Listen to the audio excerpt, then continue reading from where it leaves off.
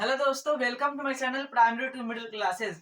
आज के इस वीडियो में हम सिंपल प्रेजेंट टेंस के नेगेटिव इंट्रोगेटिव सेंटेंस को इंग्लिश में ट्रांसलेट करना सीखेंगे। तो चलिए वीडियो को शुरू करते हैं। हमने यहाँ पर कुछ नेगेटिव इंट्रोगेटिव सेंटेंस को लिखा है, इसी को इंग्लिश में ट्रांसलेट करेंगे।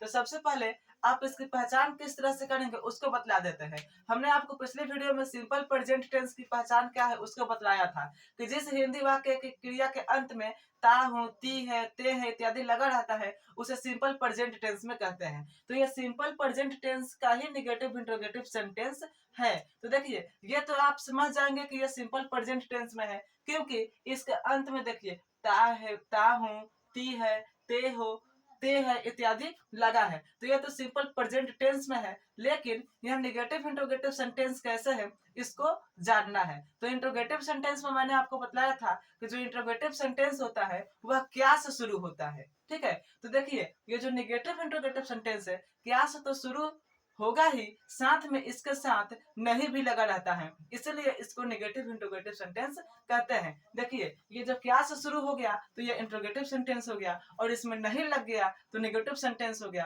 तो दोनों को जोड़ देंगे, इंट्रोगेटिव और नेगेटिव, तो इसको एक साथ बोलेंगे नेगेटिव इंट्रोगेटिव सेंटेंस है। तो ये किसका नेगेटिव इंट्रोगेटिव सेंटेंस है? सिंपल प्रेजेंट टेंस के नेगेटिव इंट्रोगेटिव सेंटेंस है।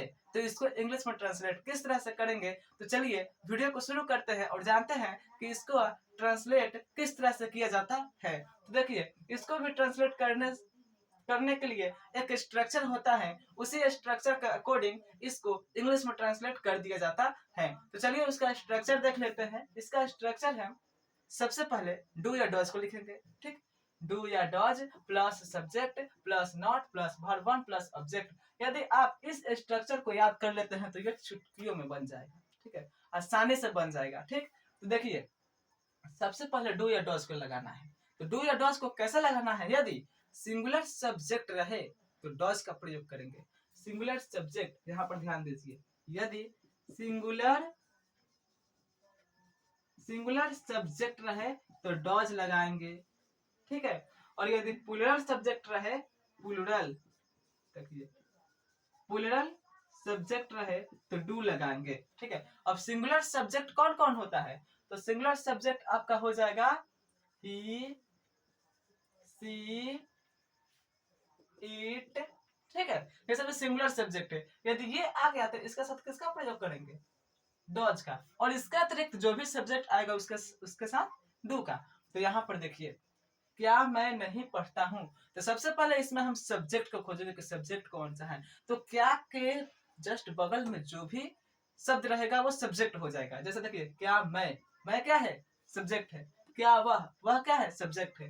क्या तुम क्या है? सब्जेक्ट है। तो इस तरह से क्या के जो साइड में रहता है वो सब्जेक्ट हो जाता है।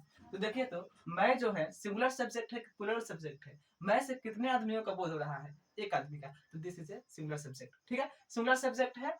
तो ये देखिए, तो सबसे पहले हम सब्जेक्ट के अकॉर्डिंग डू या डॉज लगाएंगे। तो ये सिंगुलर सब्जेक्ट है, इसलिए इसके साथ डॉज का प्रयोग करेंगे। तो लिख देंगे डॉज। उसके बाद डू या डॉज लगा दिए, उसके बाद सब्जेक्ट। तो सब्जेक्ट क्या है? मैं। तो डॉज नहीं, देखिए जो आई है ना, आई एक अपवाद है, इसके साथ हमेशा डू का ही प्रयोग करते हैं। मैंने पिछले वीडियो में भी बतलाया था। देखिए सब्जेक्ट जो है सिंगुलर है, लेकिन आई एक एक्सेप्शन है, अपवाद है, इसलिए इसके साथ डू का प्रयोग ही करते हैं। तो क्या लिखेंगे? डू, उसके बाद सब्जेक्ट है आई, उसके बाद क्या लगाना है? नॉट। तो डू आई नॉट। उसके बाद वर्ब वन, तो लिख देंगे रीड, और ये क्वेश्चन मार्क्स बन गया। ठीक है, दूसरा है क्या वह नहीं खेलती है। तो वह क्या है? सिंगुलर सब्जेक्ट है।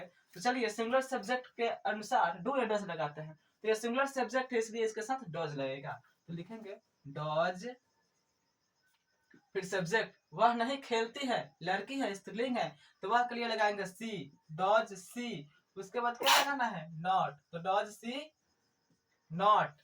उसके बाद वर्ब वन, तो प्ले। ठीक है,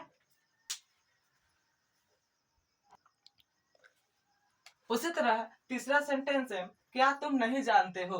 तो तुम क्या है? प्लूरल सब्जेक्ट है, तो इसके अकॉर्डिंग हम क्या लगाएंगे? डू लगाएंगे। तो डू, उसके बाद यू, तो डू यू नॉट जानना का होता है नो, तो do you not know, question marks, ठीक है। उसी तरह है क्या हम लोग नहीं पढ़ते हैं, हम लोग जो है प्लूरल सब्जेक्ट है इसलिए इसके साथ लगाएंगे डू, तो डू और हम लोग के लिए होता है वी, डू वी नॉट, पढ़ना का होता है रीड, ठीक है। उसी तरह यह है क्या सोनू नहीं खेलता है, इसे आप कमेंट बॉक्स में बतलाइएगा कि इसका इंग्लिश किस तरह होगा, इसे आप कमेंट बॉक्स में बतलाइएगा, ठीक है। तो उम्मीद करता हूं कि आपको सिंपल प्रेजेंट टेंस के नेगेटिव इंटरोगेटिव सेंटेंस को इंग्लिश में ट्रांसलेट किस तरह से किया जाता है समझ में आ गया होगा। यदि वीडियो पसंद आई हो तो चैनल को सब्सक्राइब एंड वीडियो को लाइक कमेंट शेयर जरूर कीजिएगा। तो मिलते हैं अगले वीडियो में, तब तक के लिए bye, thanks for watching this video.